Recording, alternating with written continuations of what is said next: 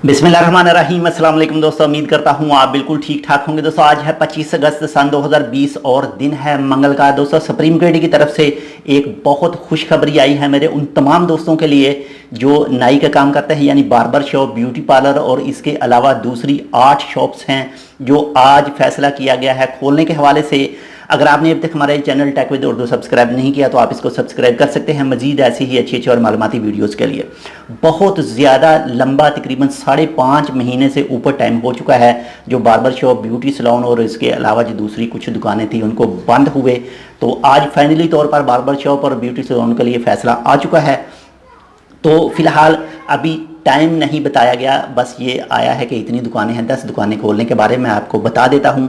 लेकिन जैसे ही इसके टाइम के हवाले से कुछ तफसीलात आएंगी तो मैं कमेंट करके इस वीडियो के नीचे पिन कर दूंगा, आप उसका टाइम वगैरह हर चीज़ चेक कर सकते हैं।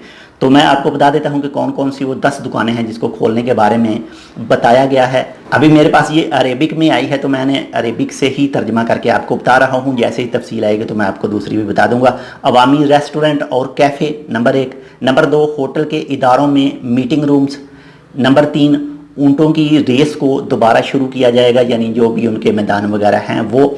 उसके बाद में खूबसूरती मराकज़ और हेयर ड्रेसिंग शॉप्स औरतों के लिए, यानी ब्यूटी पार्लर वगैरह। और इसके बाद में मर्दों के लिए नाई की दुकानें, बार्बर शॉप, जो बहुत ही खुशी की बात है। इसके बाद में फ़िटनेस हॉल यानी जिम वगैरह।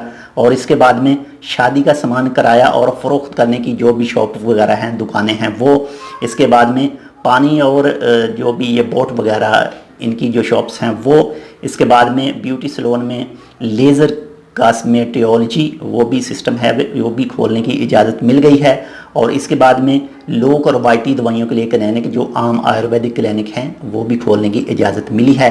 तो फ़िलहाल मेरे पास ये अरेबिक में आए थे तो मैंने आपको तर्जमा करके बता दिया। जैसे ही इसका दूसरी ज़ुबान में तर्जमा आएगा तो मैं कमेंट सेक्शन में इसका बता दूँगा आपको लिख के।